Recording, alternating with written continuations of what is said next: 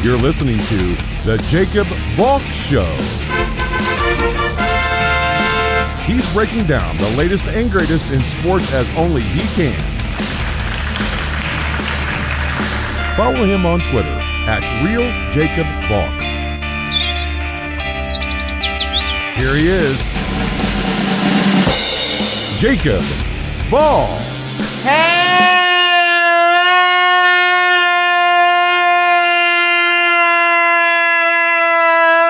Hello, sports fans! Welcome to another edition of the Jacob Valk Show. I am the Jacob Valk, and you're not. At the end of this show, you're going to get the interview that I did with Gary Webster, the author of the book on the Cleveland Barons. He's a really nice guy. I had a great time talking to him. But I gotta start with the drubbing that took place in Jacksonville. No, I'm not talking about the Texans beating the Jaguars. That took place in Houston. I'm talking about the Saints absolutely destroying the Packers. Look, it's the first week of the season. You can't panic yet, but you can certainly be concerned, and make no mistake about it. If you're a Packers fan, you should be concerned. This is a game that you had literally everything going for you. You've got Aaron Rodgers supposedly committed to make this season work. You've got the Saints being displaced, so they can't play in the Superdome. They can't sleep in their own bed for a home game. They have to go to Jacksonville. You're by far and away the better team. Aaron Rodgers versus Jameis Winston. Who are you taking? The answer is Rodgers. Yes, Alvin Kamara is great, but Aaron Jones isn't that far behind him. Devontae Adams is a million times better than the best wide receiver that the Saints have.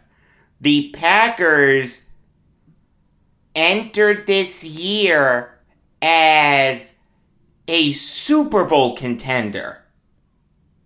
No one outside of Louisiana thinks that the Saints can make a Super Bowl run.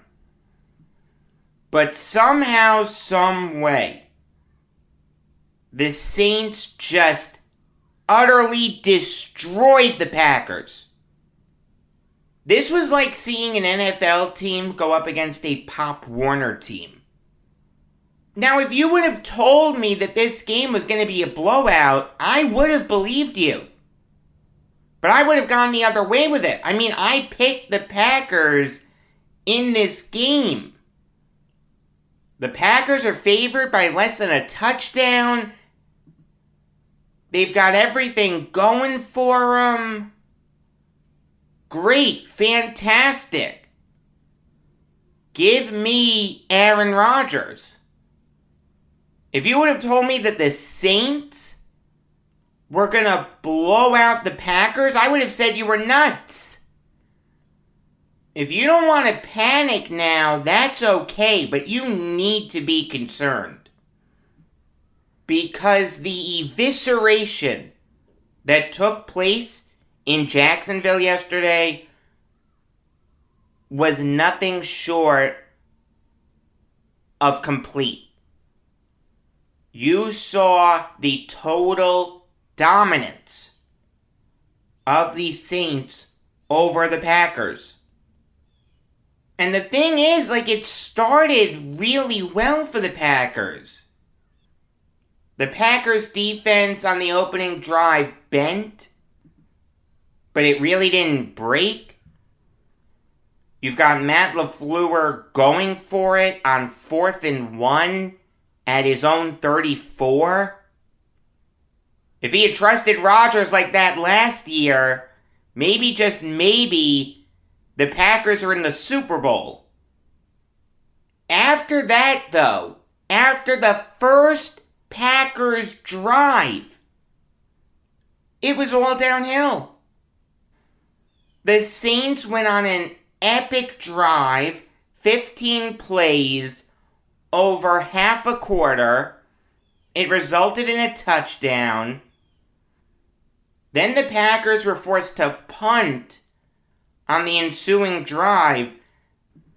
Then the Saints went on another 15-play drive that took 10 minutes. During that drive, the Packers were so gassed that they allowed the Saints to convert 4th and 7. I understood the theory behind going for it. It was at the Packers' 41. So you're really in no man's land. It's too deep to try a field goal. Realize the Saints don't have Will Lutz. They're relying on Aldrick Rosas. No one's going to mistake him for Gary Anderson anytime soon. But you also really don't want to punt it there.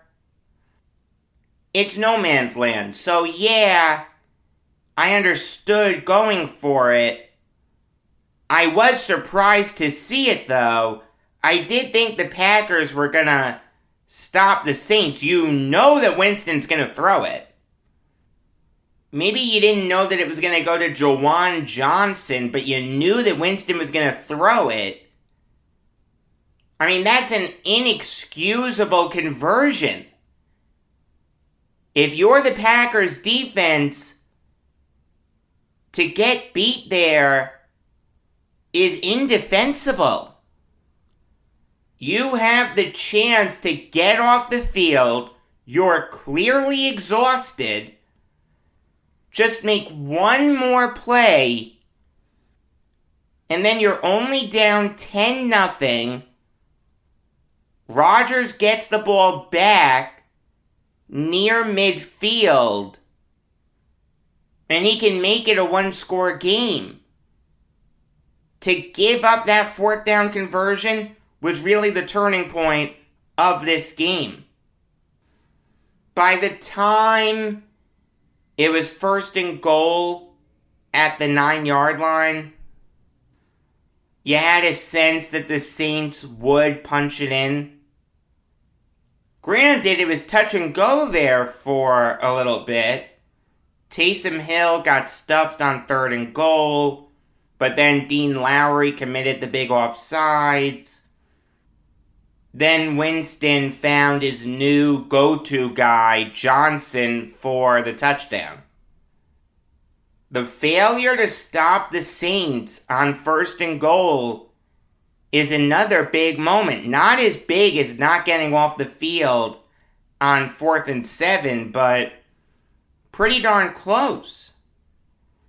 If you force the turnover on downs, or even a field goal, it's still a 2-score game. You're in it at the half. Just make some halftime adjustments, and you're okay. To give up that touchdown at the end of the quarter, that was the final nail in the coffin.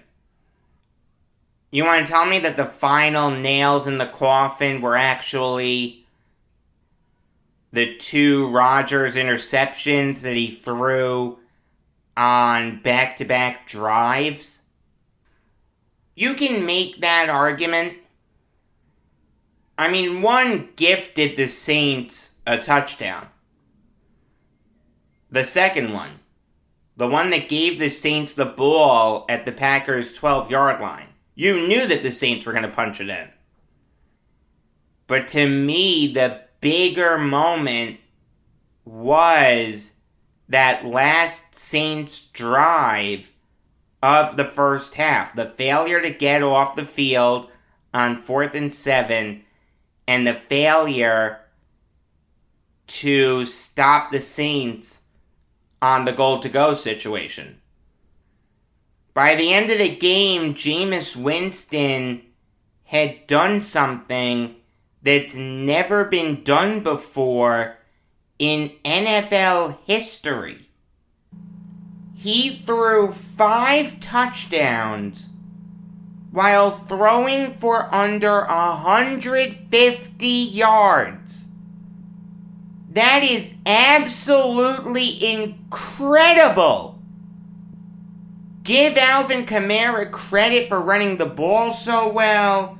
Throw Tony Jones in there also. Even Winston with his legs was really good. If this is what Jameis Winston is going to do after getting laser eye surgery, wow. That's the best endorsement for laser eye surgery that it can possibly get. From the top down, this was a terrible performance by the Packers. Rodgers was inept. The running game was inept. Davante Adams was as effective as he could possibly be. I don't want to kill him too much, but he did only have 5 catches for 56 yards. That's not a Davante Adams performance. And the defense was absolutely inept. From the top down, this was a joke. The only positive that you can draw from this game as a Packers fan is that you actually saw Jordan Love play. He went 5 for 7 for 68 yards. He did lose a fumble, but Rodgers' passer rating was 36.8. Love's was 102.1. Maybe the Packers knew what they were doing in taking Love. I mean, let me throw a scenario at you. And I'm not saying this is gonna happen. Okay, it wouldn't surprise me at all if the Packers went on Monday Night Football next week and destroyed the Lions at Lambeau Field. Because that's their next game. Against Detroit in Green Bay. But let me throw a scenario at you. The Packers lose that game, given how they played yesterday, and given how the Lions played, coming back from 24 down and making it close. You can't tell me it's impossible for the Lions to win that game. For argument's sake, let's say the Lions win it. Would you put it past Aaron Rodgers to say something like, "This is ridiculous, I can't do this anymore. I want out. Or I'm going to retire and host Jeopardy"? The Monday Night Football game next week is as much of a must-win game as a Week 2 game can possibly be. You can't panic if you're a Packers fan, but you can definitely be concerned. Moving on now to Bears-Rams, another evisceration. Granted, not as complete an evisceration as the Packers suffered, but still, the Bears did not look that good. They were absolutely powerless to stop Matthew Stafford. His first game as a Ram, he looked like the second coming of Kurt Warner. Completed 20 of 26 passes for 321 yards and 3 touchdowns. Darrell Henderson looked really good. he was really the bell cow back. Sonny Michel, the other running back, only had 1 carry. I was really surprised to see that. Like, I took Michel in both my fantasy leagues. I thought Michel would have a pretty big role for the Rams this year. Especially after the Rams traded for him, but what I saw last night doesn't make me believe that I made the right decision. Then again, it is week 1. See, it's tough, right? You get yourself amped up all off season for the first game of the season. You know that every game is incredibly important. It's a 17-game season. No other league comes close to that in terms of brevity of schedule. But then after your team loses, you just need to tell yourself it's 1 game. It's the first game of the season. A lot can change. It's tough. It's very, very tough. I mean, Brandon Ayuk barely got into the Niners game. Can you really sit there and guarantee me that Ayuk isn't gonna get any run this year? Can you sit there and guarantee me that Elijah Mitchell is gonna be the bell cow running back for the Niners? I mean, it's 1 game. It's tough to draw any season-long conclusions. I will say this, though. The Rams are good. Like, they're really good. I understand that Stafford's a veteran quarterback, so maybe I shouldn't be totally surprised by this, but his mastery of a new offense in his first game, that was really impressive, and the Bears have a solid defense. They're not the monsters of the Midway, but they're not bad. Before the season started, we only looked at 4 teams as a legitimate possibility to make the Super Bowl out of the NFC. It was the Buccaneers, the Packers, the Rams, and the Seahawks. Now, you've got to put the Rams at the top of that list. I understand that the Buccaneers won, but make no mistake about it, they nearly lost that game. They had to stage a big comeback late to win on Thursday Night Football. The Packers got annihilated. The Seahawks looked really good. Give them credit. But I don't think they looked as impressive as the Rams did. They are really, really good. Yes, I feel confident saying that after just 1 week.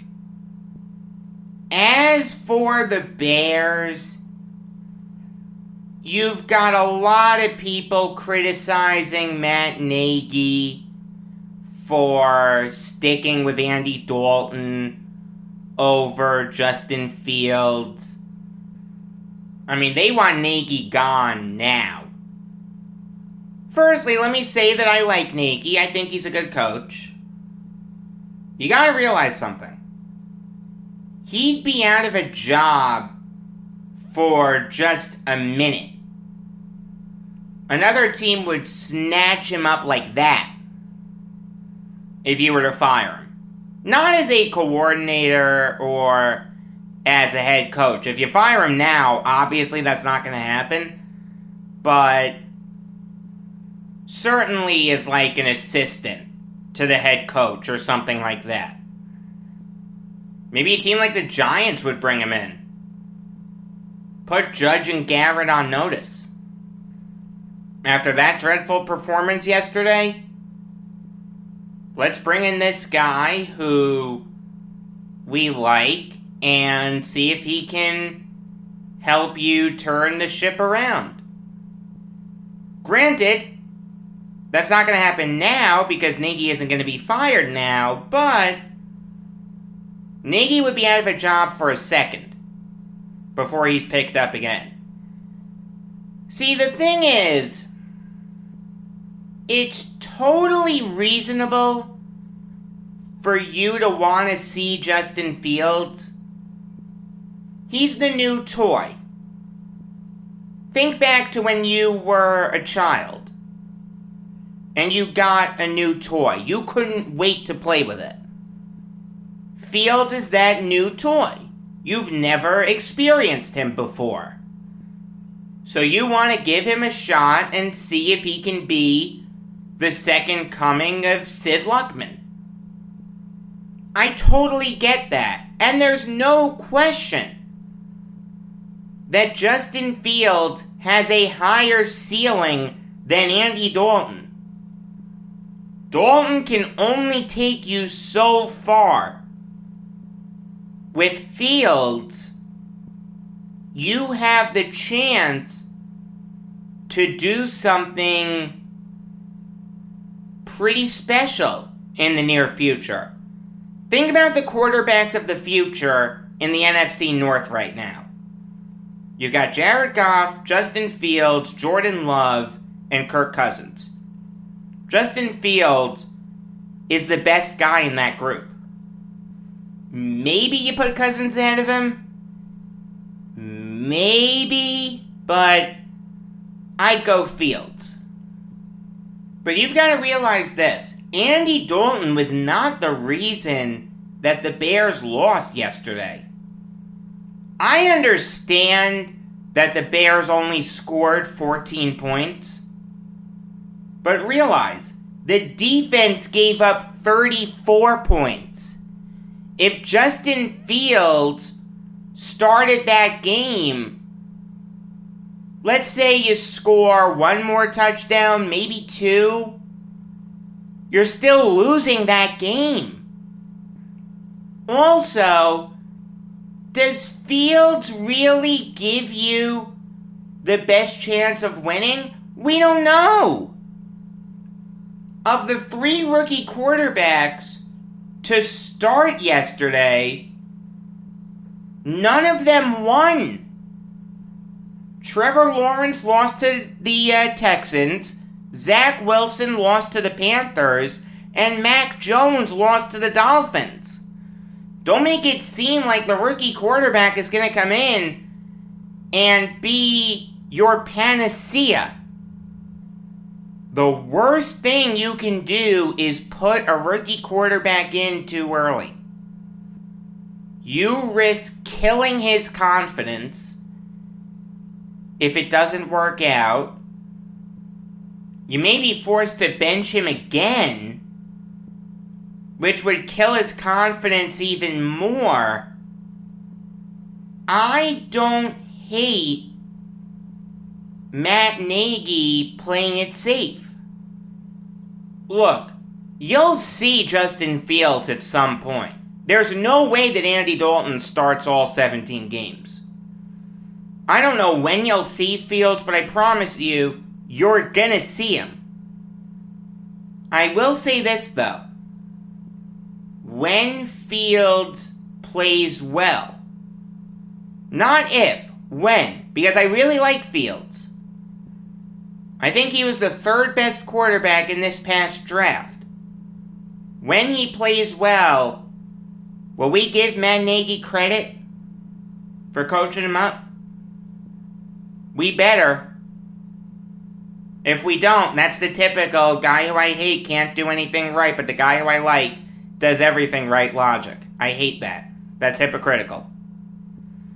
Moving on now to Browns-Chiefs. A game that should make you feel really good if you're a Chiefs fan or a Browns fan. If you're a Chiefs fan, you got the win. It was another great Mahomes comeback. The Chiefs outscored the Browns 23-7 in the second half. They were down 22-10 at the half. It was another cardiac Chiefs moment. You've heard of the cardiac kids. The Chiefs are the cardiac Chiefs. Meanwhile, the Browns proved that they can hang with a team as great as the Chiefs, come really close to winning, and if you play them in the playoffs, hey, anything can happen. I mean, realize, the Browns played that game yesterday without Odell Beckham. If Beckham plays, you can make an argument that the Browns win that game. There are a couple points that I want to make. First, with the Chiefs, Clyde Edwards-Helaire really needs to be better. He had 14 carries for just 43 yards, and he had 3 catches for 29 yards. You want him to be better. I'm not writing him off. I think Edwards-Helaire is a solid player. He's not great, but he's not terrible. But he's got to be better.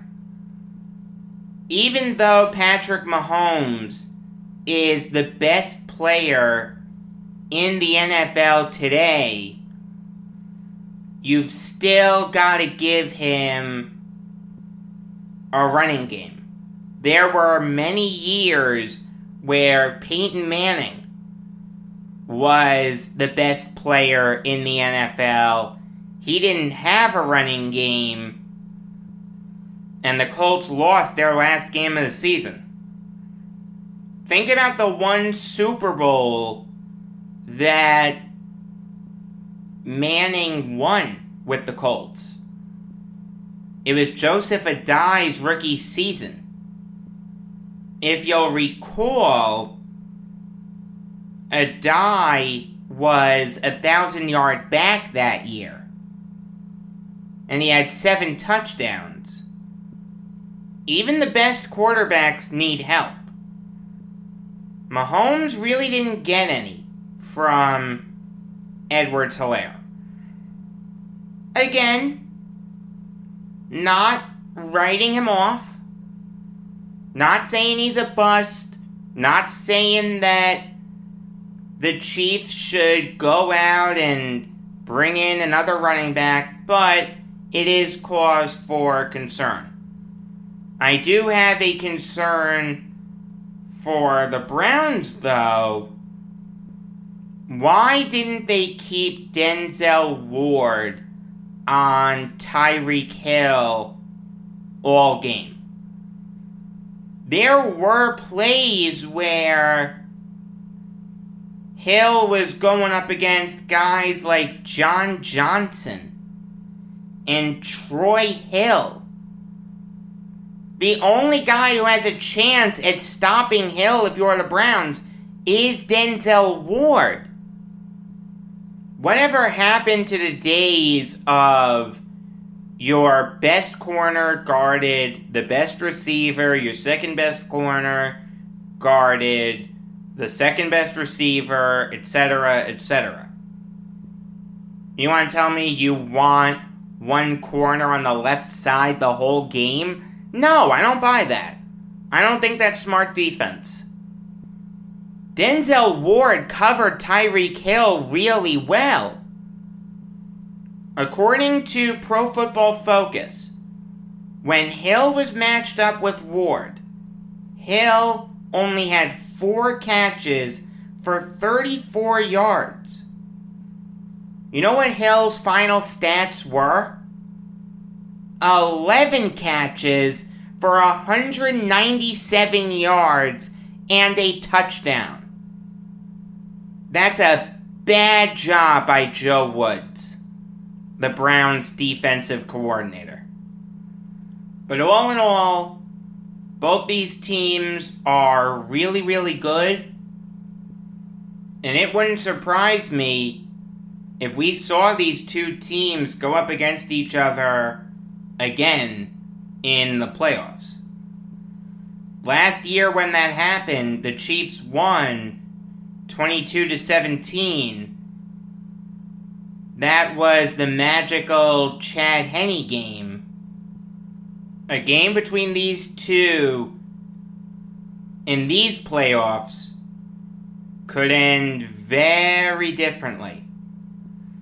Moving on now to Chargers, Washington. The big story here is that Ryan Fitzpatrick is now on injured reserve with a hip subluxation. He'll be out for at least 3 weeks, which means that Taylor Heinecke will be Washington's starting quarterback in the interim. And Heinecke played well yesterday, completed 11 of his 15 passes for 122 yards and a touchdown. It's time to see what Taylor Heinecke can do. This is his moment. If he balls out in Fitzpatrick's absence, Fitzpatrick won't start another game for Washington as long as Heineke's healthy. And I have no problem with that. I know who Ryan Fitzpatrick is. He's a game manager. For a Washington team that has the defense necessary to do very special things, the only concern is the offense. Yes, you can get away with a game manager if you have an elite defense. We've seen that many times before. We saw it a couple years ago with the Niners. Jimmy Garoppolo wasn't great. The Niners' defense was fantastic. When Peyton Manning won his Super Bowl with the Broncos, he was way past his prime. But that defense, led by Von Miller, was elite. You can get away with a game manager, I totally get that, but if you can improve at quarterback, you've got to do it if you're Washington. It's not like you're giving up a bunch of picks in a trade. It's not like you're throwing a bunch of money at someone in free agency. You already have this guy on your roster, a guy who came very close to beating Tom Brady in the playoffs. Out of the 4 quarterbacks that Brady went up against last year in the playoffs, Taylor Heinecke, Drew Brees, Aaron Rodgers, and Patrick Mahomes, you can make the argument that Taylor Heinecke, the worst quarterback of those 4, played the best in those games against Brady. And also, Washington nearly beat a good Chargers team. If not for the fumble by Antonio Gibson after Herbert threw the interception to William Jackson III, who knows how this game ends? I'm rooting hard for Heinecke. I want him to play well. I hate the Giants. Washington's next game is against the Giants on Thursday Night Football. Go football team. Yes, I understand how silly that is to say. That's why I said it. There were a couple big extensions signed just before Sunday's slate of games got underway. I'll start with the Saints signing Marshawn Lattimore to a 5-year extension worth $97.6 million. That's an AAV of $19,520,600. This makes him the second highest paid corner in the NFL in terms of total value and AAV behind only Jalen Ramsey. Now, what's interesting to note is that Lattimore actually got hurt yesterday. Right after signing this extension, he hurt his thumb. He's week to week. I don't want to say there's buyer's remorse because of that. There certainly isn't. But there may be buyer's remorse. Not because of this thumb injury. I fully expect Lattimore to recover from it. But because Marshawn Lattimore doesn't deserve to be the second highest paid corner in the NFL. Marshawn Lattimore is not an elite corner. Besides his rookie season, he's never had a Pro Football Focus grade over 74. Last year, he had an atrocious grade, 54.1. He got torched in every game. On what planet is Marshawn Lattimore an elite corner? On what planet is he better than Marlon Humphrey? Is he better than Tre'Davious White? Is he better than James Bradbury? Is he better than Marcus Peters? I understand that Lattimore's young. He's 25. You want to keep him around long term? Your funeral. You're banking on potential that he hasn't shown in his first 4 years in the NFL. He had a great rookie season, but he's gotten worse and worse and worse and worse. Hallelujah. He played well against the Packers. Everyone played well against the Packers yesterday. This is a terrible move. It's an egregious overpay. An absolutely terrible job by the Saints. I understand wanting to keep him around.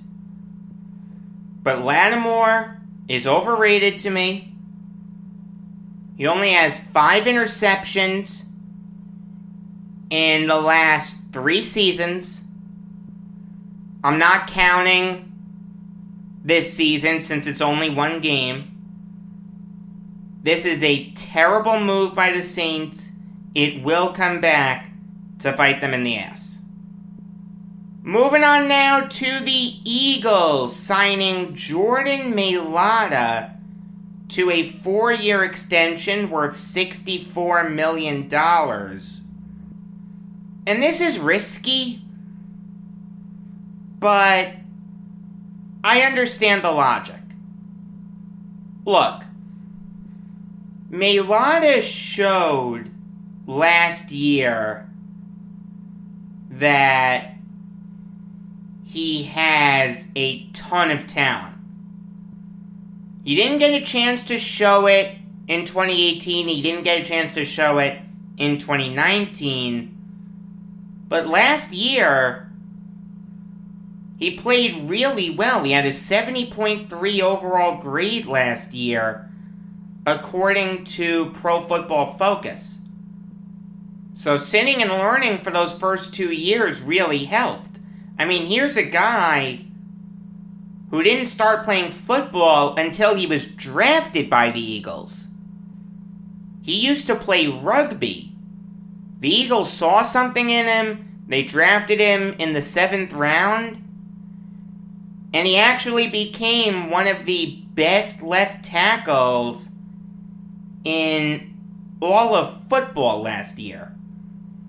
The thing is, though, you're paying him off of 1 big year. That's risky. There's a chance that this can blow up in the Eagles' face. Maybe he regresses. I can't say that's an impossibility. I like Mailata, but I've only seen him for 1 year. I'll say this. In the game against the Falcons, he played really well. He had a 71.3 overall grade in that game, but it's against the Falcons. They don't have a good defense. I mean, the Eagles sliced and diced the Falcons in that game. Jalen Hurts looked like the second coming of Randall Cunningham. I'm still skeptical of Hurts, for whatever it's worth. I understand wanting to lock him up before he demand like a Tyron Smith type contract or a David Bakhtiari type contract. But I'd rather wait and pay him a little bit more than get locked into a big contract that he really hasn't earned yet. And you can't tell me that he's earned this contract. Off of 1 year? No. I like Mailata. I think this can work out. But it's very risky. It's a risk that I really can't endorse. I get the logic, but I can't wholeheartedly endorse it. Alright, now I'll give you some college football Valk talk. And I'll start with the biggest upset of this young college football season. Oregon knocking off OSU in the horseshoe. The reason that Oregon won is very simple. 2 words. CJ Verdell. This guy had a game for the ages.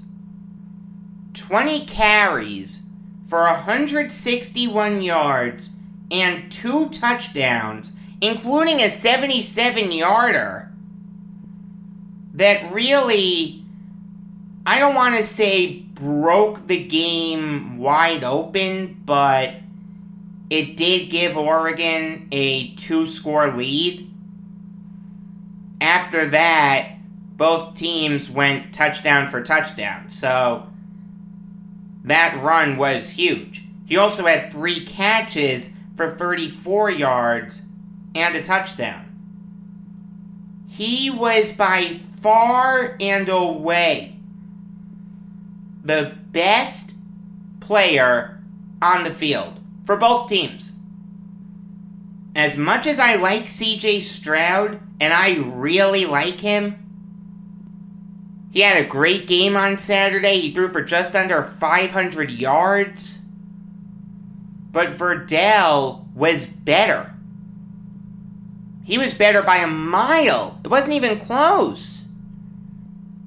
I mean, I'll say this. I said that this game would come down to the Oregon defense versus the OSU offensive line. I thought that was a matchup that you really should key in on, but I did think OSU would prevail. I picked the Buckeyes in this game.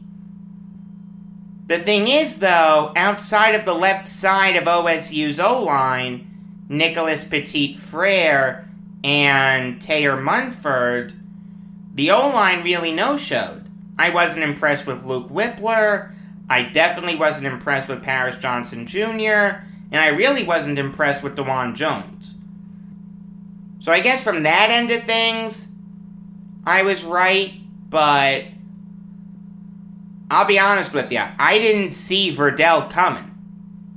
He was the seminal reason why the Ducks won, not the Ducks' defense. I mean, this game is going to have CFP implications. With OSU and Clemson both having losses already, I don't want to say that sinks their CFP hopes, but now their backs are up against the wall. Both those teams need to win out to have any chance of making the CFP. And Oregon now has a great chance of making it. This is it. This is their signature win. Do they need to win out for the committee to show them some love? The answer is yes. And it's not going to be easy for them to win out. I wouldn't bet against them because the Pac-12 isn't great this year. But it's not a cakewalk. UCLA is really good. And in the Civil War, or whatever they're now calling it, because we want to move away from offensive terms. Oh God, don't get me started. So stupid. Oregon State could win that game. But at this very moment, you need to look at the Ducks as a legitimate CFP contender. How great would it be to see the Ducks have a chance at winning the national title? Would they get crushed by Alabama? Probably. Would they get crushed by Georgia? Maybe. But you gotta give them a chance. At this very moment, they've shown that they're worthy of that chance. Moving on now to Iowa beating Iowa State. A game that I nailed. Although, in all fairness, neither team really impressed me. I thought Iowa would win this game pretty handedly. They really didn't. I thought Spencer Petras would need to show up. He wasn't awful, but he really wasn't that good. Completed 11 of his 21 passes for 106 yards and a touchdown. Tyler Goodson didn't show up. No one showed up for the Hawkeyes offensively. I mean, in all fairness, the Cyclones had a better offensive game. Once Hunter Deckers came in for Brock Purdy, which was the right decision by Matt Campbell, he really energized that offense. Breece Hall wasn't bad. He had 16 carries for 69 yards. That's an average of 4.3 yards per carry. He also had a touchdown. He did lose a fumble, but still, I didn't think Hall was bad. I'll say this, though. Both teams had defensive players that really impressed me. For the Hawkeyes, Matt Hankins played really well. Justin Jacobs in limited time played really well. Riley Moss was really good. The Iowa secondary is excellent. It's one of the best secondaries in the nation. And Noah Shannon on the D-line was really good. For whatever it's worth, Justin Jacobs is a linebacker. As for the Cyclones, they were a little more well-rounded, but not as dominant. I mean, Matt Hankins had 2 interceptions. Iowa State didn't have any. Jake Hummel, Ayoma Uwazurike, Zach Peterson, Greg Eisworth, and Anthony Johnson were all really good, but they weren't dominant. They were good. They were really, really good, but the Hawkeyes were just better. The Hawkeyes' defense was better than the Cyclones' defense. They knocked Brock Purdy out of the game. They limited Breece Hall's effectiveness. Hall was still solid, but he wasn't great. Great job by the Hawkeyes defense. Like I said, how about them Hawks? Moving on now to Texas, Arkansas. An absolute drubbing by the Razorbacks. At one point in time, Arkansas was up 33-7. Here's what boggles my mind. You know that Arkansas is gonna run an option-style offense. Presumably you've prepared for that all week. So how do you allow the Razorbacks to run for 333 yards? To put that number into perspective, Arkansas had more rushing yards than Texas had total yards. 6 Razorbacks on Saturday had at least 29 rushing yards. Traylon Smith at 75. The quarterback, KJ Jefferson, at 73. AJ Green got hurt. He only had 67. He could have had 100 by the time this game was over. Raheem Sanders at 50. Dominique Johnson at 44. Malik Hornsby, the backup quarterback, came in. He had just 1 carry for 29 yards. If you're a Texas fan, this had to be absolutely infuriating to you. Steve Sarkisian is already getting heat. Look, I know that Longhorns fans are vicious, but come on. There is a limit. Texas did just beat a good Louisiana Lafayette team. Yes, this was a terrible loss. Texas looked ill-prepared. I didn't understand benching Hudson Card for Casey Thompson. I understand that Thompson had 2 rushing touchdowns. He gives you a much different skill set than Card, but the offense wasn't the problem. It was a problem. There's no question. But focus on the defense.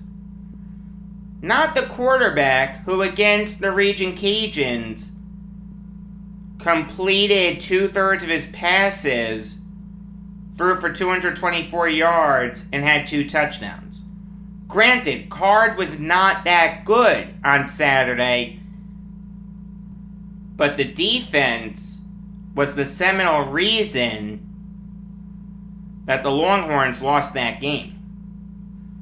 Moving on now to BYU beating Utah. And I gotta tell you, I was really impressed by the BYU offensive line.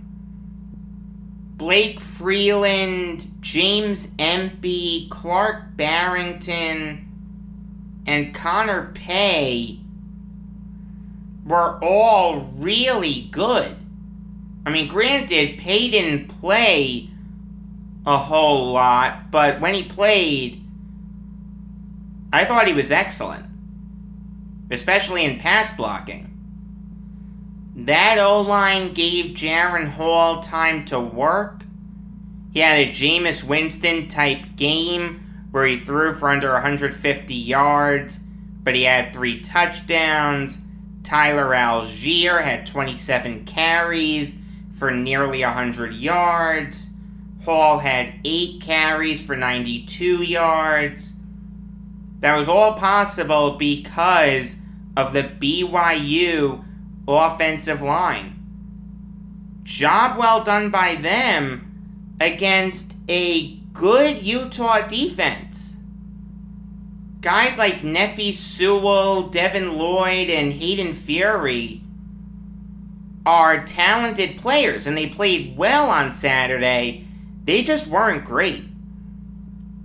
Utah has one of the best linebacker cores in the nation, but the BYU O-line did a great job on them.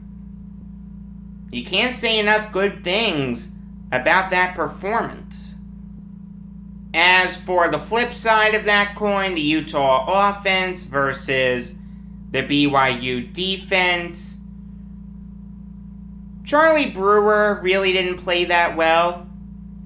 Good job by the BYU defense there, but Micah Bernard looked great. 12 carries for 146 yards and a touchdown. Hard to do much better than that. But this game really came down to the excellent play of the BYU offensive line. Zach Wilson must be wishing that he had that O-line, as opposed to the Jets O-line that allowed him to get sacked 6 times, and is now without Mekhi Becton for multiple weeks. May God have mercy on your soul, Zach. The last college football story to talk about is Stanford upsetting USC. Just an incredibly dominant offensive showing by Stanford. Tanner McKee looked like the much better quarterback, and Keaton Slovis is thought by some to be a Heisman Trophy contender. A guy who could be the first quarterback taken in the 2022 NFL Draft. McKee outdueled him. He completed 16 of his 23 passes for 234 yards and 2 touchdowns. He ran for another touchdown. Nathaniel Pete on 6 carries had 115 rushing yards. Granted, 1 carry was an 87-yard touchdown run, but still, I thought Pete played really well. I like how McKee got his pass catchers involved. I thought guys like Elijah Higgins, Austin Jones, Bryson Tremaine, and John Humphreys all played really well. Stanford just had an offensive explosion. I mean, the weakness that USC has is their defense. They're not a great defensive team. Tuli Tuipulotu, Jacob Lichtenstein, Raymond Scott, Chase Williams, and guys like that are solid players, but they're not great. Bad showing by USC. I really wasn't impressed with them. They made Stanford's secondary look a lot better than it actually is. Stanford has a good secondary, not a great secondary. They looked great on Saturday. Guys like Zoran Manley, Jimmy Wyrick, and Kendall Williamson were all fantastic. Stanford just thoroughly outplayed USC. I do want to talk about a really sad death that happened in the football world on Saturday. That, of course, is the death of Mick Tingelhoff, who died at the age of 81. From the 1960s to the late 1970s, there were few offensive linemen that were better than Tingelhoff. You want to tell me Jim Otto was better? Okay. You want to tell me Gene Upshaw was better? Okay. You want to tell me Tom Mack was better? Okay. You want to tell me Forrest Gregg was better? Okay. But Tingelhoff was right up there. Like, some people would side with you, but other people would say that Tingelhoff was much, much, much better. Here's a guy who, from the word go, dominated in the NFL. He went undrafted in the 1962 draft, signed with the Vikings, and instantly became their starting center. The guy who he unseated was a man by the name of Bill Lapham. Bill Lapham was not a bad center. He won a championship with the Eagles in 1960. By all accounts, was good for the Vikings in 61. Tingelhoff just outplayed Latham. He got the starting job and never relinquished it. I'm not kidding. He never relinquished it. Mick Tingelhoff started 240 consecutive games. He is tied with Phillip Rivers for the third longest streak in NFL history. If I'm counting playoff starts, Tingelhoff beats Rivers by 7 games. And Tingelhoff was great. From 1964 to 1969, he made the Pro Bowl every year, and he was a first-team All-Pro in 5 of those 6 years. The one year that he wasn't a first-team All-Pro was 1967. He was a second-team All-Pro. In 1970, he was also a second-team All-Pro. Now, sadly, we've forgotten how great the Vikings were with Tingelhoff at center. Just to give you the Cliff Notes version, from 1968 to 1971, they won the Central every year. In 69, they made the Super Bowl. They just lost to Len Dawson's Chiefs. Then in Fran Tarkenton's second year as Vikings starter after coming back from the Giants, the Vikings made 3 Super Bowls in 4 years, 73, 74, and 76. In 73, they lost to the Dolphins. The year after that, they lost to the Steelers. In 76, they lost to the Raiders. From 73 to 78, the Vikings won the NFC Central every year. It is no coincidence that in 1979, the Vikings went 7-9. 78 was Tingelhoff's last year. He is one of only 11 players to play on all 4 Super Bowl losing Vikings teams. Don't ask me who the other 10 players are.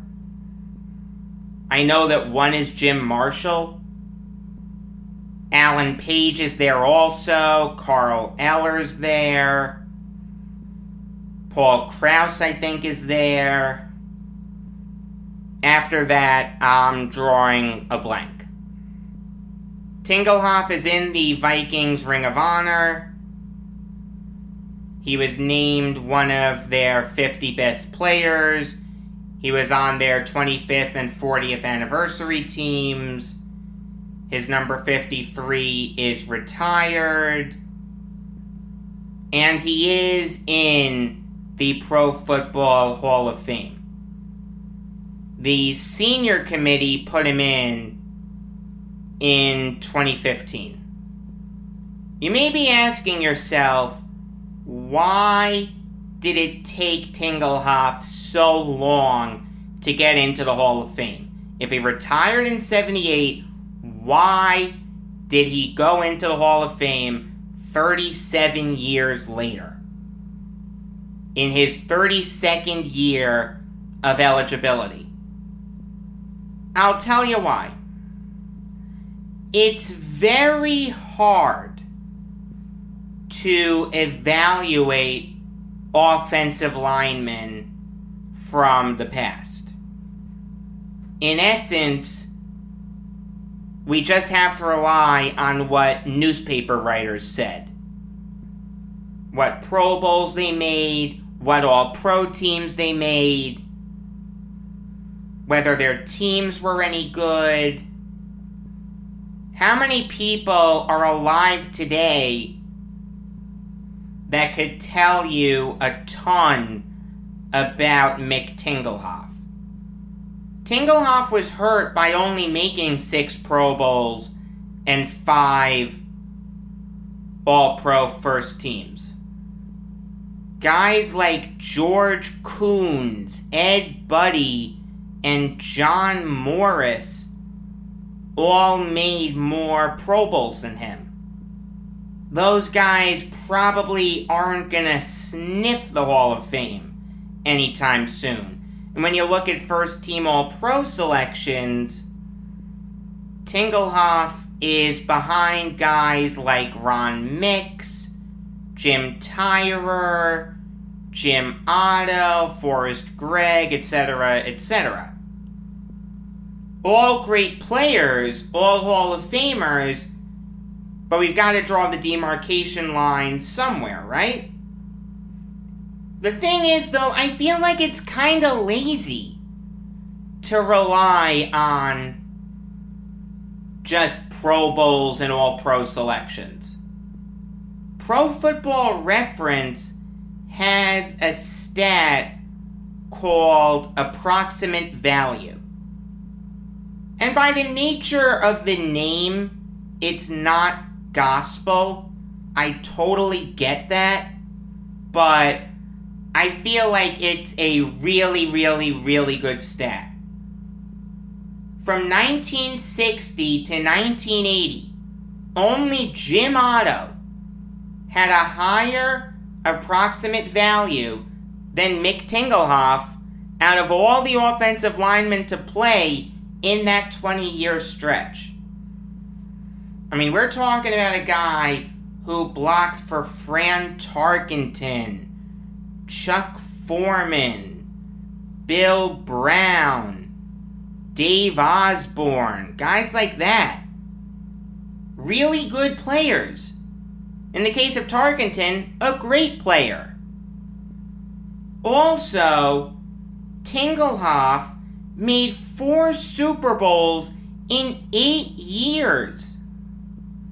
He won 10 division titles in 11 years. He's a Hall of Famer. He just is. It was an oversight by the Pro Football Hall of Fame to not put him in sooner. I'm glad that he got in before he died, but he should have gotten in sooner. Regardless, he's in. Better late than never, I guess. May Mick Tingelhoff rest in peace. Alright, here's my interview with Gary Webster. You're listening to the Jacob Valk Show. I'm Jacob Valk, and I'm fortunate enough to be joined by Gary Webster, the author of The NHL's Mistake by the Lake, A History of the Cleveland Barons. Gary, how are you? Just fine, Jacob. Thank you. No, my pleasure. So the best way to conduct this interview is to start with an overview of the Barons, then ask about their important hockey personnel, and then close with the 2 biggest questions surrounding the team. Let's not waste any time. How exactly did the Barons first get to Cleveland? The Barons came to Cleveland because the California Golden Seals, who were based in Oakland, had been a resounding flop.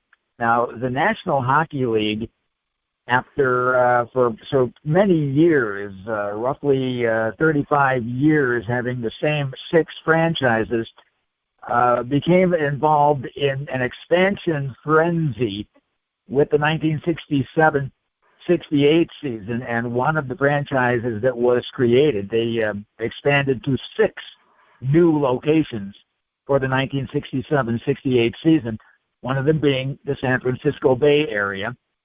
The Oakland Seals, who became the California Seals, who became the California Golden Seals, and simply hockey did not work in the San Francisco Bay Area. The Seals didn't draw anybody. The Seals were a terrible team.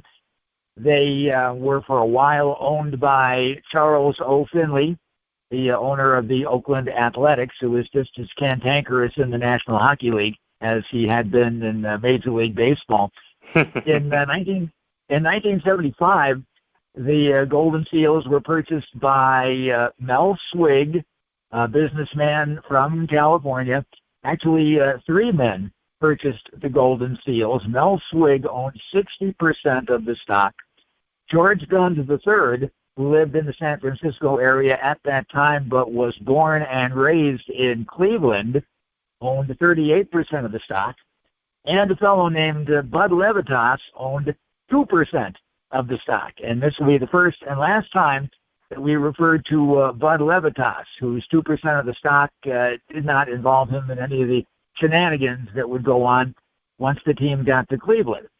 So after the 1975-76 season, Swig decided, and Gunn concurred, that the Golden Seals could no longer play in the antiquated Oakland Arena, which had roughly 12,000 seats, and the team had to be relocated. The question was where? Even though they had 2 years remaining on their lease in Oakland, where was the team going to go? Originally, Swig wanted to move the team to Denver.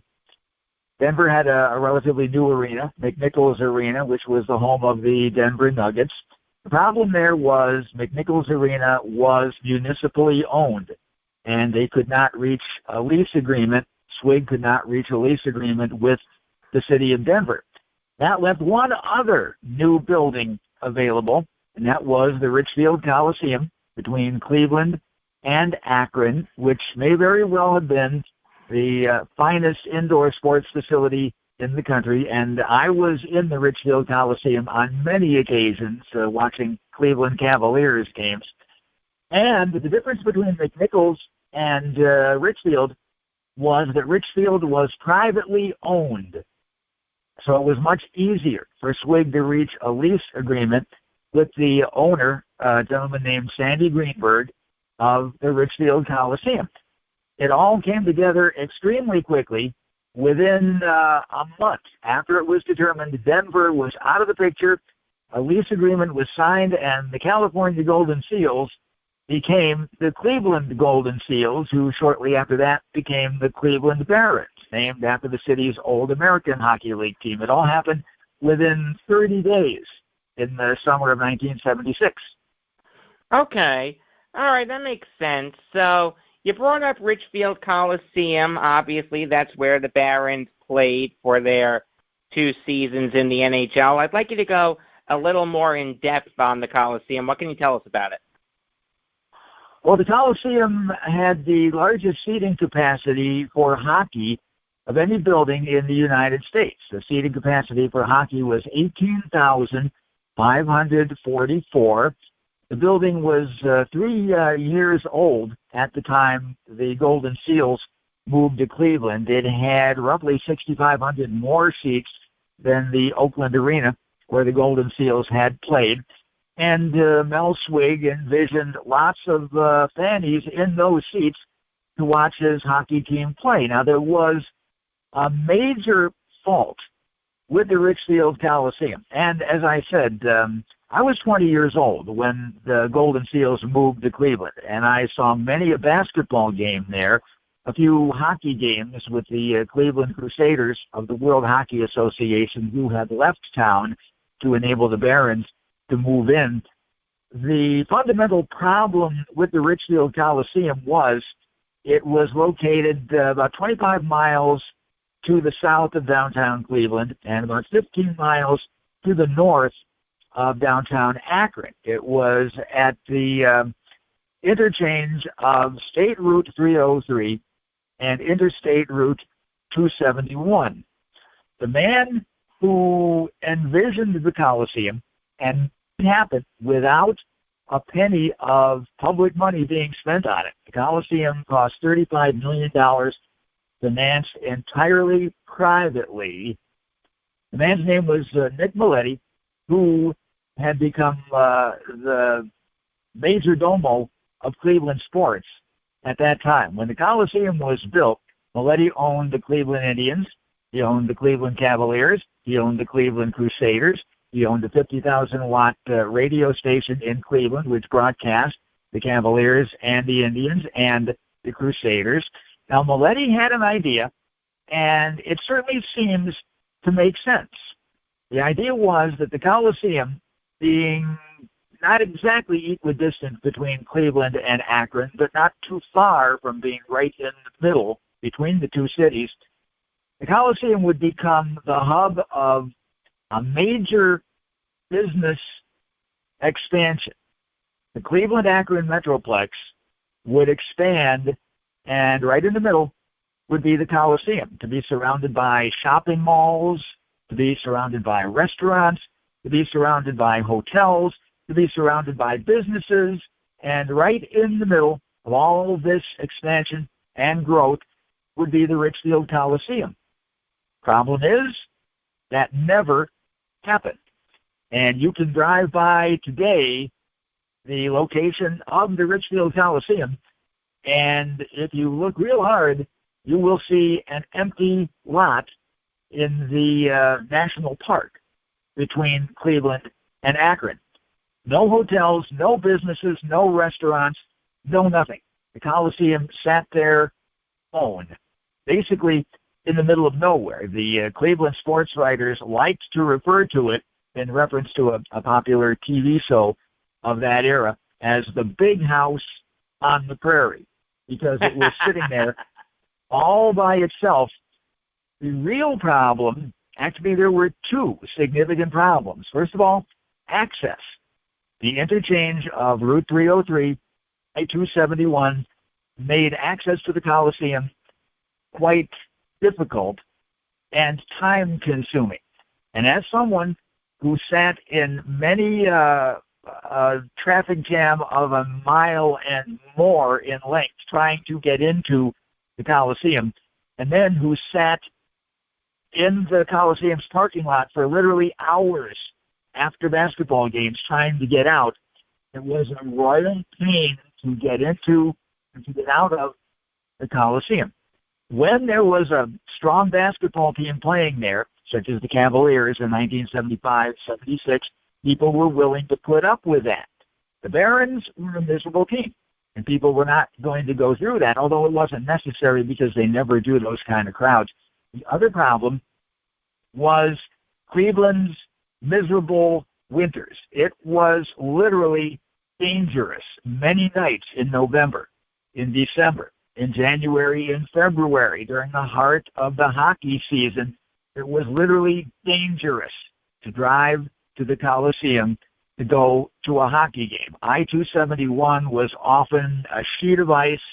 It was literally dangerous to drive there and to watch a team that both of its seasons was the fifth worst team in the NHL.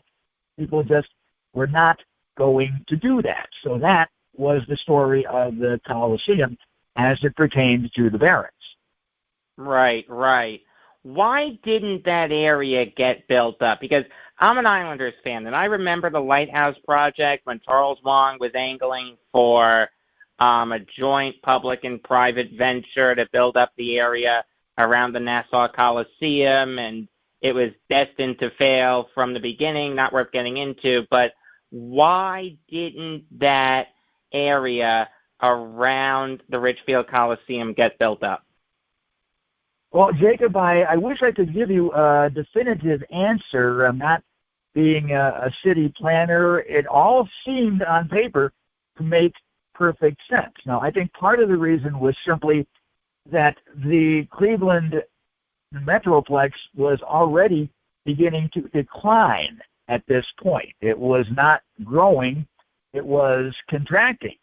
So that is one reason why these businesses and hotels and restaurants and such never popped up. Again, I think part of the reason might have just been it was not an easy area to access. It was not the kind of place that you were going to build a restaurant and expect people to come from miles around to eat at, or build a shopping mall and expect people to come. What Maletti envisioned was that the Cavaliers and the Crusaders would become regional franchises, meaning people would come from Youngstown, they would come from Cleveland, they would come from Akron, they would come from the west side of Cleveland. Another problem, it was very hard to access from the west side of Cleveland. And the Clevelanders who listen to this podcast will know what I mean by that. It was easy for me as an East Sider. All I had to do was, it took me 2 minutes to get from my house to 271 and go south. For people who lived on Cleveland's west side, it was a nightmare to try to get to the Coliseum. But I think maybe the main reason that the Colossus that Maletti had envisioned forming around the Coliseum didn't happen is because the Cleveland-Akron Metroplex was already in decline by 1975. Akron was not expanding to the north. Cleveland was not expanding to the south, as Maletti had envisioned. And that's why none of this, there was one restaurant within, I believe, 2 miles of the Coliseum, which did a very good business and advertised the Cavaliers games, the Crusaders games. That was it. One restaurant within, I think it was a mile, maybe 2 miles of the Coliseum. And it had to be good, though. Was it good? I can't say, because I never ate there. It was the kind of restaurant, my tastes are very simple. Hamburgers, hot dogs, French fries. Nothing wrong with that. And this restaurant was one of those fancy places that served stuff that I couldn't even pronounce. So, but not being a city planner, I can't say for sure why Maletti's vision never came true. But I think accessibility plus the fact that the Cleveland-Akron area had begun its decline by the mid-'70s is the reason why those buildings were never built. So in researching information on the Barons for this interview, I came across something kind of interesting, and I'd like to get your take on it. Evidently, the Barons didn't market to the local community. Why didn't they do that? I wish I knew why the Barons didn't market to the local community, especially the first year. In the second year, when the team was owned by George and brother Gordon Gund, a lot more marketing was done. But the first year, I don't know if Mel Swig felt simply that the NHL has arrived and people are going to beat down the doors to see my team because this is the NHL. And Cleveland has waited years for the National Hockey League. And now we are here. Now, when surveys were conducted by the local newspapers just a couple of months into the first season, the 1976-77 season, one of the reasons fans gave for not embracing the Barons was that they thought the NHL was, it was haughty. It had its nose in the air. It was egotistical, and they didn't particularly like that. So I know that there was some amount of egotism involved, simply that we're the NHL, and people are going to beat down the doors to watch this team play. We really don't need to do much marketing. Part of it was the fact that Swig simply did not earmark enough money for marketing. The little bit of marketing that the Barons did, I noted it in the 2 newspapers that I used for the bulk of my research. The advertisements were small advertisements buried on page 4, 5, or 6 of the sports section, and then all I would say is NHL hockey, Cleveland Barons versus Pittsburgh Penguins.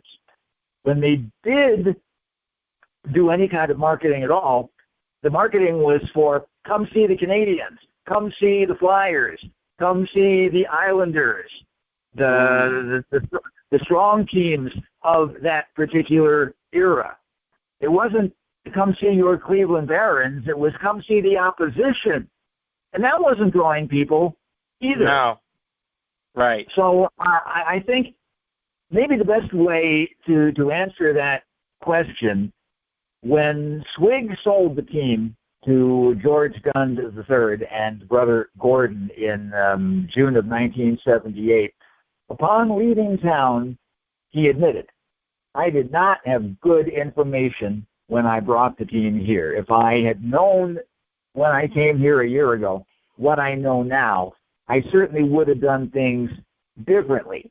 And all you had to do is look at the empty seats in the Coliseum to know that one of the things that Swig did wrong was a lack of marketing. Maybe he just didn't feel it was necessary. Maybe he just didn't have the people in his organization to do it. But a lack of marketing certainly hamstrung the Barons throughout the 1976-77 season. Talking to Gary Webster, the author of the NHL's Mistake by the Lake, A History of the Cleveland Barons. So how quickly did the Barons' money situation become unsustainable? It happened in a hurry. In fact, there were, as I note in the book, there were red flags flying above the Coliseum as soon as the first two exhibition games. The Barons drew less than 2,500 fans for their first two exhibition games. Already, the heads are being scratched. What's going on here? The first NHL game ever to be played in Cleveland, the first game that counted, the first game of the 1976-77 season against the Los Angeles Kings, drew 8,899 people, or roughly 10,000 less than capacity. I think it would have been not unreasonable for Swig to expect at least 13 or 14,000, if not a capacity crowd of 18,500, at least 13 or 14,000 to come to the very first game ever played by the NHL in Cleveland out of curiosity, if nothing else. Right. So another red flag. Less than 9,000 people came to the first game. Within 3 weeks, the general manager of the Barons was talking to the team at their practice facility and saying, hey, don't be discouraged by the small crowds because they'll get better, they'll get bigger. In fact, we have an advanced crowd for the game against the Canadiens when you return from your upcoming road trip of 14,000. So things will get better.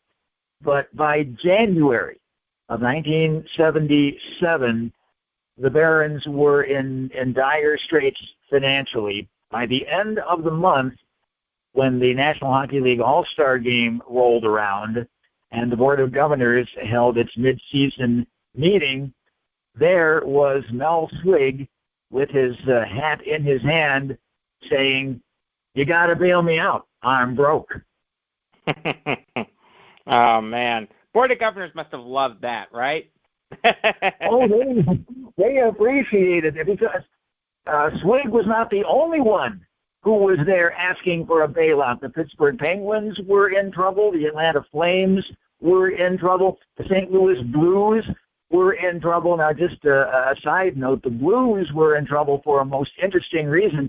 They sold out almost every game. It wasn't that people weren't coming to the games, but they had such a horrible lease agreement that even with sellout crowds, they were losing their shirts.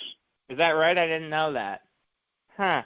And of course, the Blues, of course, have survived and thrived since then. So the Board of Governors was in a real great mood because they had a line of people all the way out the door. Who's next to ask for a bailout? And they were not happy about that.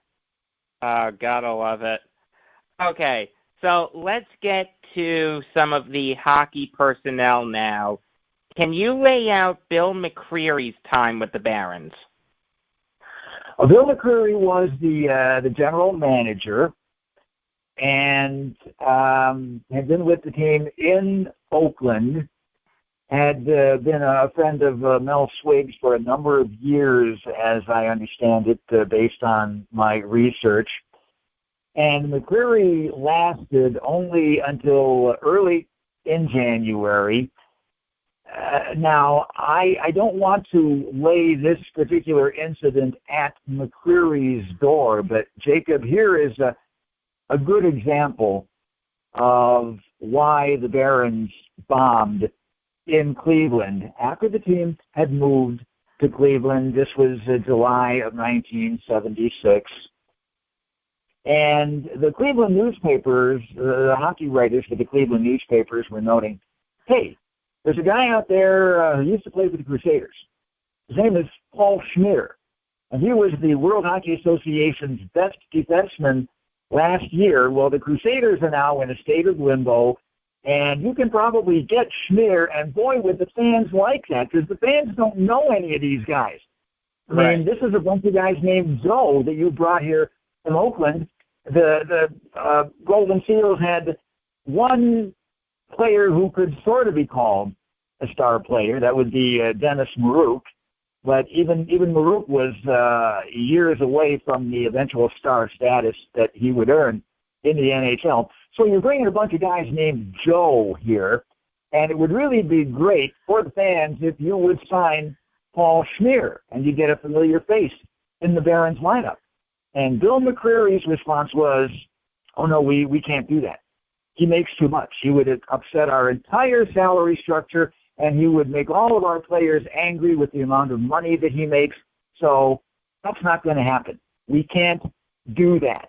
And as I noted in the book, right away, they're telling the fans, either we don't have the money to compete or we're not going to spend it. But we're not going to go get this guy, which would be a great public relations move. We just can't do it. I don't know if that was totally McCreary's doing or if he was being told by Swig that I can't give you the money to sign this guy. But McCreary lasted only until early in January when the ship was sinking. And when the ship is sinking, sometimes you throw the first mate overboard.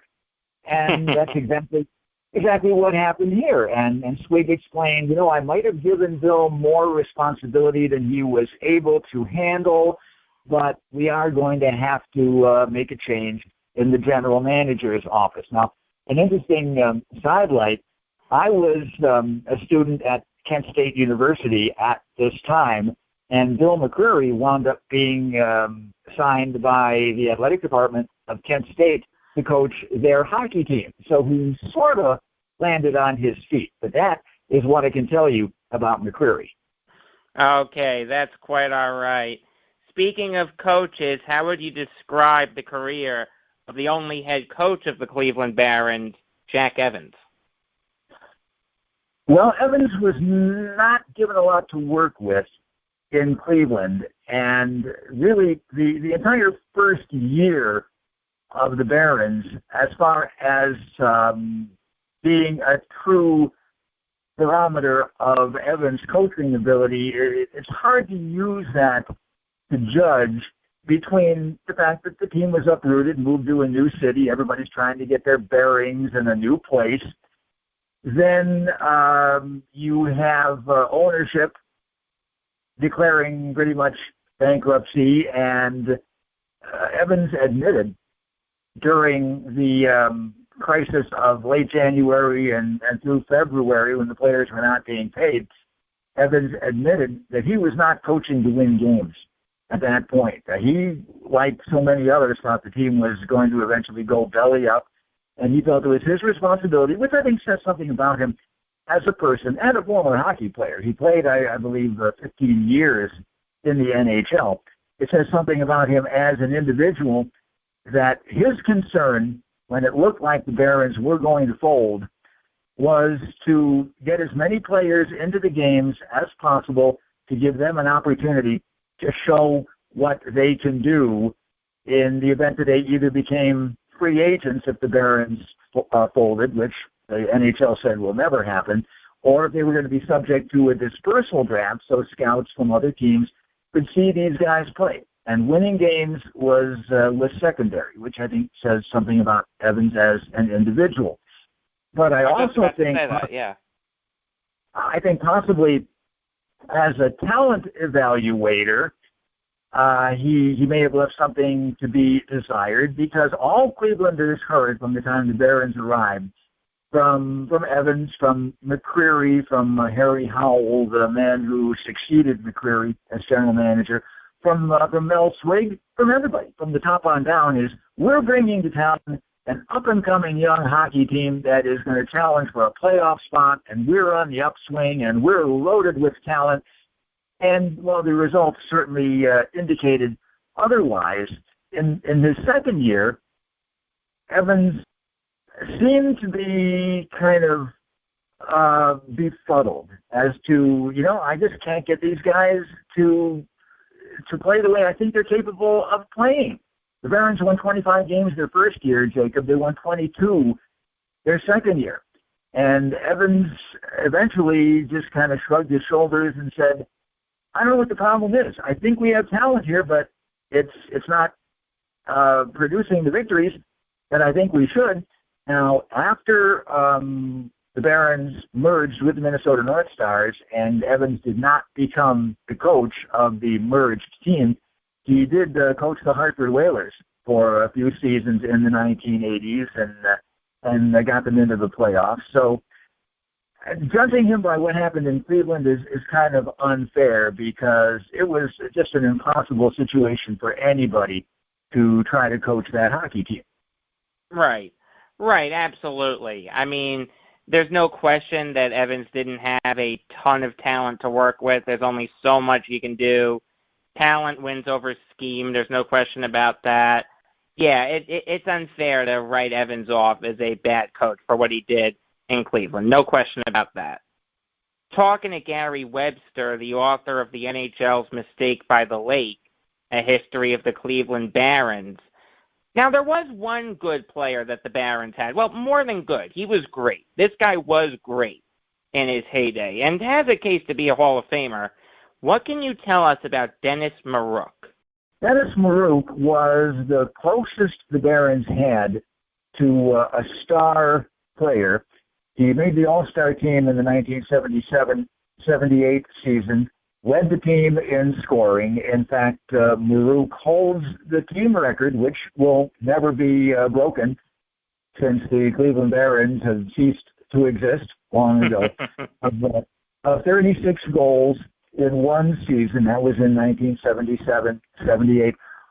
The interesting thing about Morock was that he was the one player the Barons had who apparently did a little staying up on Cleveland, did a little homework on what his new place of business was like and its sports history, because during the 1970, I believe it was the 77-78 season, actually it doesn't really make any difference which season it was, Morock talked to the Blue Liners Club, which was sort of the Barons supporters club, and said, I've looked at the attendance figures for the Cavaliers, and it took them 6 years to establish themselves and get a real fan base. So maybe we shouldn't be as discouraged as we have been by the tiny crowds they're getting here, because we're doing no worse than the Cavaliers did when they were created. So Morock was an intelligent guy who knew a little bit about the market that his team had been transferred to, but he was the closest the Barons had to what could be considered a star player. If they had anybody on their roster that was worthwhile for the fans to pay to watch, it would have been Morock. No question about that. Morock was a great player. As a case to be a Hall of Famer, that's how great he was. So, can you lay out Al McAdam's time with the Barons? Al McAdam is a very interesting character. McAdam was an all-star in the 1976-77 season, the Barons' only representative. Each of their 2 seasons of their existence, they had just one representative on the all-star team. McAdam had one big season in his career, and it came several years after the Barons folded. I believe he scored something like 42, 43 goals in one season. But what I remember best about McAdam, a very feisty individual who was quite outspoken about the lack of fan support that the Barons received in Cleveland. it didn't take Mcadam long to start complaining to the writers that they told us that this was going to be the team's salvation. And they told us Cleveland was the land of milk and honey. And they told us how knowledgeable the fans are here and the big crowds that we get. And, well, where the heck is everybody?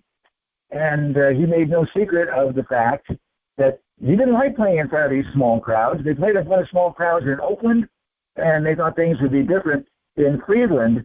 When the crisis erupted in late January and into February, when Mel Swig refused to meet the payroll and was trying to get a handout from the league, and the better part of February, not a day went by when there wasn't a story that the Barons are about to be saved. The next day, oh, that plan fell through. The next day, the Barons are about to be saved. The next day, that plan fell through. And you can understand how the players, first of all, they're not getting paid. Secondly, every day they're reading about how their employer is about to go belly up. When eventually a plan was put together to keep the Barons in business for the remainder of the 1976-77 season, Al McAdam went on record as saying, "I am not a happy camper. I wanted this team to fold so I could sign." He said that. I was hoping this team would fold so I could wind up with a playoff contender. I really want out of here. Send me back to Philly, right? He didn't. He was stuck with the Barons for their entire existence. But here was a guy. He spoke his mind, and he made no bones about the fact that I'm upset. I don't want to be in Cleveland. I was hoping the team would fold, and I'm unhappy that it didn't. You got to appreciate the honesty, though, right? Right. Oh, man. So how would you describe Gilles Melash's Barons career? I'm 99% sure I got that name right, but if I butchered it, please tell me. No, you didn't. You got that right. Gilles Melash. Hey! Good job by me. That can be a very difficult thing to do when talking about hockey, so you nailed that one. Stupid French names, I'm telling you. They always trip me up. Anyway, Gilles Melash, who shall be referred to as John Smith for the rest of this interview. No, not really. The one player that the Barons did dish out big money to was to Melash. Before the 1976-77 season opened, he was 26 years old. He had been with the Golden Seals for 6 years after having been traded to the Seals from the Chicago Blackhawks. I believe he played 2, maybe 3 games for the Blackhawks and then was traded to the Golden Seals. The Barons, actually they were still the Golden Seals when they signed Melash to a 6-year contract for $750,000. And remember, this was the era of the competition between the NHL and the World Hockey Association. So if a player became a free agent, there was not only competition with other NHL teams for his services, but the possibility of jumping to the WHA. So Melash decided to cast his lot with the Golden Seals, 6 years and $750,000. Melash also, well, all the players were disappointed in the reception that the team got in Cleveland. When the crisis hit in January, there were all sorts of rumors that Melash was on his way to the New York Rangers.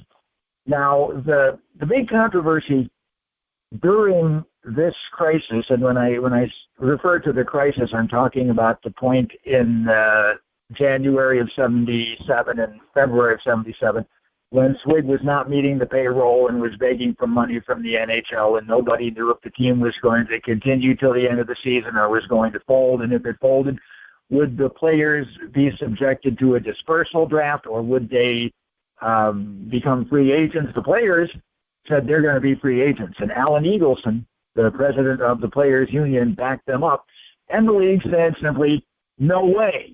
If the Barons fold, you're going to be subject to a dispersal draft. Somehow, the rumor was that Melash was going to make his way to the New York Rangers if the Barons folded. Malash also expressed a little disappointment at the agreement that kept the Barons going for the 1976-77 season, but was much more tempered in his remarks than McAdam had been, and said basically, if they can just get stable ownership, then fine. I mean, I'm under contract for 5 more years, but I really wish they would get stable ownership here, and if they do, then I'm fine with staying here. Malash was, I would say, like a second-tier star player. He was good, but not great, and he labored under the pressure of the fact that the Barons were offensively challenged. The Barons, in their first year in Cleveland, averaged 2.85 goals per game. So Malash would go into the net knowing, you know, if I give up 3 goals, I'm going to lose. And that is a little burden for a goaltender to have to labor under. And Malash had to do that for 2 years, and he played really quite well for the Barons. I was about to say, given the circumstances, yeah, he played really well. Talking to Gary Webster, the author of the NHL's Mistake by the Lake, A History of the Cleveland Barons. So you brought up the Rangers a little bit earlier.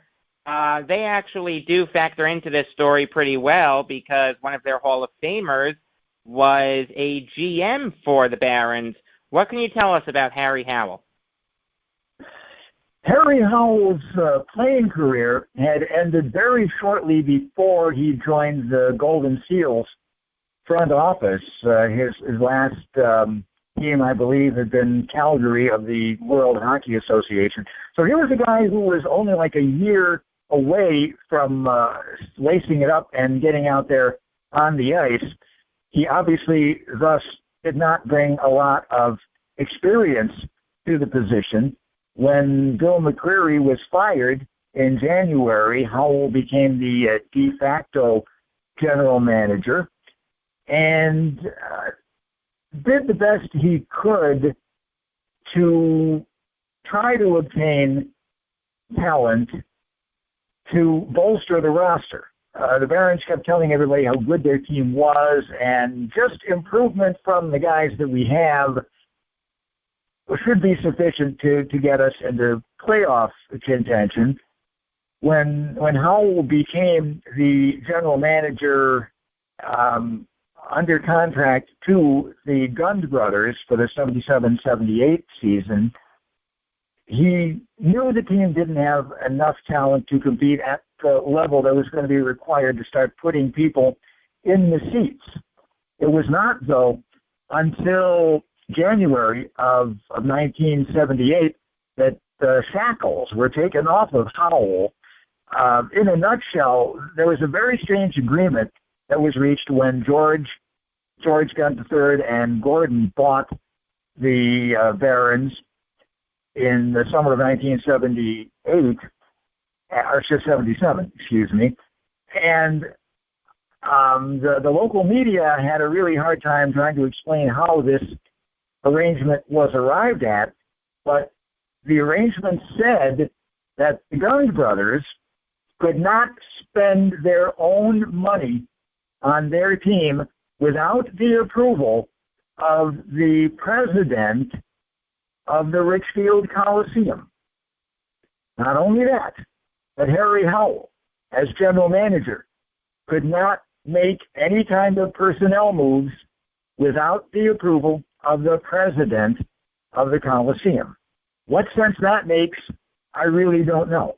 But finally, in January of 78, that agreement was amended so that the Guns could finally spend their own money without getting somebody's approval, and Howell could make trades and other personnel moves without somebody's approval, and he set out to remake a team that he said, obviously, we're too young, and we're too inexperienced, and we're also not tough enough. That was another complaint that the local writers had about the Barons, that these guys, they don't hit. They're not tough enough. They are a finesse team rather than a physical team. So Howell, when the shackles were removed, was able to make a couple of deals, traded for a couple of enforcers, brought in some veterans. In fact, a couple of veterans from your team, Jacob. We brought in J.P. Paris, or J.P. Parisi, however that was pronounced, and Jean Tuchman from the Islanders to try to bring some veteran leadership to the Barons. So Howell Thanks for was Wayne not. Merrick, by the way. Thanks for Wayne Merrick. I liked him.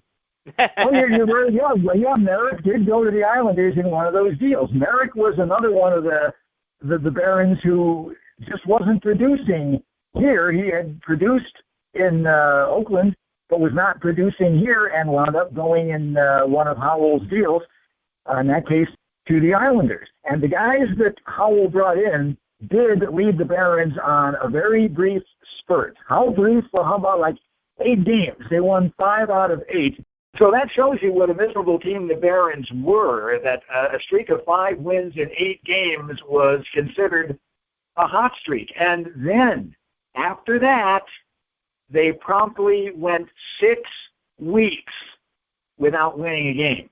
Ooh. So that was life with the Barons. I kid you not. They went 6 weeks in the winter of 1978 without winning a game. That's how miserable a hockey team we had here.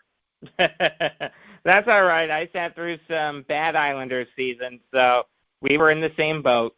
Mm-hmm. Oh, man. So can you lay out Mike Fiddler's time with the Barons? Well, Mike Fiddler apparently was one of those kind of players that did not practice well because he had been cut by the Barons in the training camp of 1976, sent to their farm club in Salt Lake City, put up some pretty decent numbers, and was recalled right around Thanksgiving, I believe, and stayed with the Barons from that point on. He was a productive player on a team that was offensively challenged. He was one of the more reliable scorers. So Fiddler was one of the guys that Jack Evans was generally able to rely on not if a goal was needed, because the goals were always needed, when a goal was needed. Fiddler had a fairly decent year and a half, or year and 3/4 with the Barons. Right. Yeah, he was a good player, had talent offensively. Defensively, not that good, but offensively, he was really good. No question about that. So now on to the 2 big questions surrounding the Barons. It seems like the Guns really wanted to keep the Barons in Cleveland. Like they really wanted to try to make it work. Was there any possible way they could have made that happen? Well, Jacob, the way they could have made it happen, and yes, it could have happened, but let me put it this way. Even the 2 hockey writers for the local papers, the Cleveland Plain Dealer and the Cleveland Press, who are both quoted extensively in the book, even the 2 hockey writers, after the 1977-78 season, admitted the Guns brothers will be performing an act of civic heroism if they keep the team in Cleveland for even one more season. When they bought the team in the summer of 1977, they promised that they would give the Barons 3 years to try to get established. The 2 writers for the local papers admitted after just 1 year of that 3-year plan, if they follow up with even a second year, they will be committing an act of civic heroism, because the estimates are, and these are not disputed by the local media, so I'm assuming that these numbers that I saw in the paper and doing my research are accurate.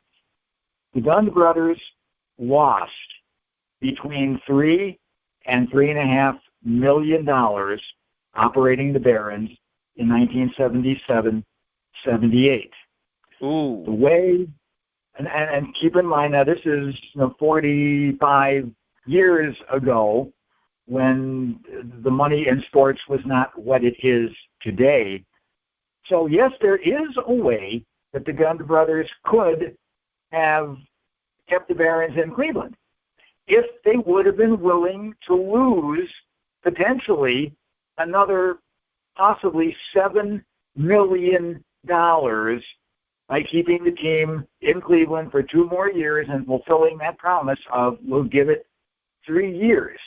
They could have done that. They had the money. They had the personal family fortune to do that. But they didn't. And really nobody blamed them for that because nobody was disputing the vast amount of money that they lost in their 1 year running the team. Now, if things had improved, if the team had gotten better, then maybe they would not have lost another $3.5 million in 1978-79. They still would have lost, but maybe not as much. If the team improves again in 1979-80, maybe the loss is smaller. But there was really not much light at the end of the tunnel. The team was getting worse on the ice rather than better. So in answer to your question, yes, the team could have stayed here if the Gund brothers had been willing to make an enormous financial sacrifice. They weren't willing to do that, and based on the research that I did for this book, I can't blame them, and really very, very few people in Cleveland did blame them for saying, hey, we're just not going to throw good money after bad. We're not going to do it. No, I can't blame them either. I can't blame any businessman for making that type of a decision. At the end of the day, they were businessmen. They knew that it wasn't going to work out, and they saved their money. They put good money before bad. I can't blame them for that. No question about that. Talking to Gary Webster, the author of the NHL's Mistake by the Lake, A History of the Cleveland Barons. And Gary, I'll get you out on this. How exactly did the merger between the Barons and the Minnesota North Stars unfold? Well, Jacob, the merger came about in this way. At the end of the 1977-78 season, the Barons had the lowest attendance in the National Hockey League. The Minnesota North Stars had the second lowest attendance in the National Hockey League, but they had outdrawn the Barons by about 120,000 fans. The Barons drew 227,000 and change to their 40 home games. The North Stars drew 347,000 and change to their home games. So you have a disparity here between the worst attendance and the second worst of 120,000 people. So there was hope for hockey in Minnesota. And after the season, George Gund III was in Austria. I believe it was Vienna, where the World Hockey Championships were being held. And George Gund III was a regular at the World Hockey Championships. He was a dyed-in-the-wool hockey fan. Also in attendance at the World Hockey Championships was Walter Bush, the owner of the North Stars. And their paths happened to cross, and according to what was written in the Cleveland newspapers, those conversations that started in Vienna at the World Hockey Championships got around to, look, your team is lousy and my team is lousy. You're not drawing and we're not drawing. What if we combined 2 lousy teams? Between our 2 lousy teams, we might have enough decent players for a mediocre team. A team that might just squeeze into the final wild card spot in the NHL playoffs. And after that, after these discussions got hot and heavy, the Gund brothers spent $25,000, and I make this point several times in the book. The bottom line is that if Mel Swig had spent this $25,000 in June of 1976, then the Guns would have saved their $3.5 million.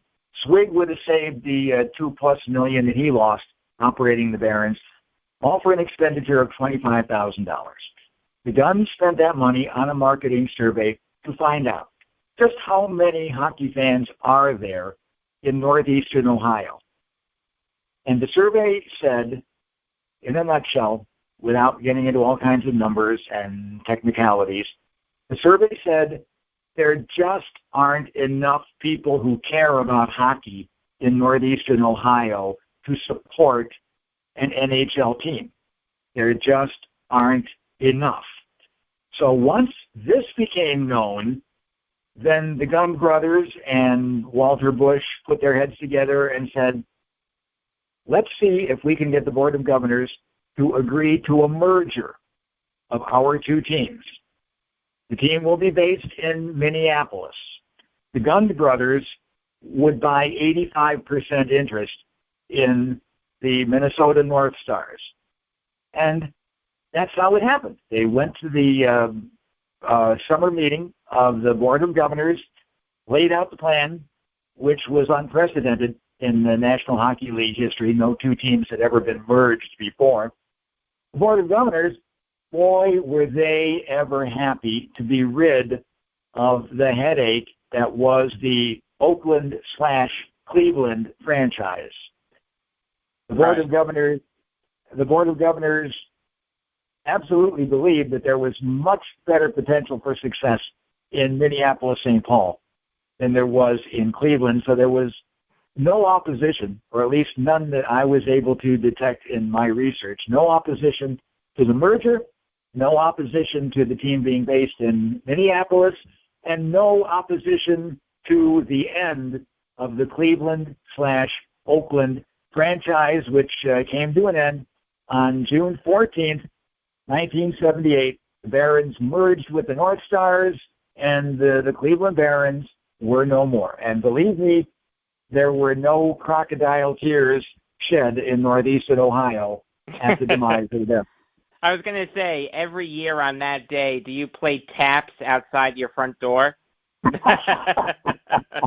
There might be still a few dyed-in-the-wool hockey fans who do that. In fact, I, as a writer, I had laid in my lap the perfect anecdote on which to end my book.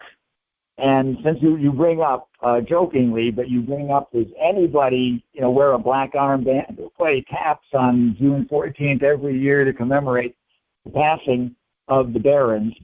As a writer, I know a great anecdote when I see one, and one of them just literally popped in my lap as I was finishing my research for this book. Gordon Dunn, the day after the merger was announced, made an unscheduled appearance at the Barons souvenir shop. The Guns had opened a Barons merchandise shop in downtown Cleveland in February. This was one of the incidents that was cited when the sports writer said, hey, they'll be back. Yeah, the Guns lost $1 gazillion last year, but look at all the signs. They just signed Harry Howell to a 3-year contract, and they submitted a list of 50 potential home dates at the Coliseum, and they opened a souvenir store in downtown Cleveland. Would they do that if they were going to move the team? Would they do that if they were going to fold the team? No, right. Of course not. So Gordon Dunn, who was blind, made an appearance at the souvenir shop the day after the merger was announced. There was actually a run on Barons souvenirs that day because they're now collectibles. Anything with Cleveland Barons on it was going to become valuable. Like Washington Redskins. Exactly. Teams that no longer exist. If you've got something with their name on it, well, Cleveland Indians. Yeah. soon, very soon. About to become the Cleveland Guardians in another 3 weeks. So from the research I did, I learned that on an average day at the Barons team shop, they sold $15 to $20 worth of merchandise. On the day after the merger was announced, they sold $300 worth of merchandise. So the souvenir hunters were out. Those who wanted a memento that said Cleveland Barons were out. And those who, of course, this is long before eBay, but people who knew that they would eventually be able to sell these collectible items were picking over whatever they could get. Gordon Gund made an appearance at the store that day, and obviously there were quite a few people doing some souvenir shopping. Gordon held an impromptu press conference. And again, explained, we're sorry we had to do this, but all indications are that Clevelanders just are not interested in hockey, and my brother and I are not going to drop another $3.5 million. If you don't want the team, we're not going to force it on you. We're not going to try to force it down your throats, and apparently you don't want it.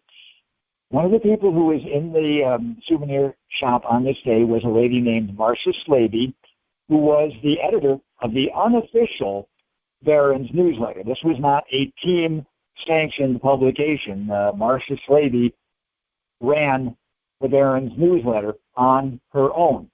At the end of the 1977-78 season, Marcia Slaby had given, on behalf of the newsletter, to Gordon Gund a plaque in Braille thanking him for keeping hockey alive in Cleveland. Well, now hockey was dead in Cleveland, and Marcia Slaby went to the president of the team, who happened to be there with Gordon Gund, and said, we want our plaque back. We feel like we have been stabbed in the back. That's our property. We would like to have it back. And the team president said, I will speak to Mr. Gund, and I can assure you your property will be returned to you. I could not have asked for a better anecdote on which to end the book, but I bring that up because there may be some people out there, like Marcia Slaby, who truly did agonize. I'm sure that there were some, not many, but some, who truly did agonize over the loss of the Barons, and maybe to this day, on June 14th, commemorate that in some way. I don't want to indicate that absolutely, positively nobody cared, because, yes, there were a few people in Cleveland who were very upset and saddened by the loss of the Barons, but there just weren't enough of them, and that's why the team merged with the Minnesota North Stars and no longer exists.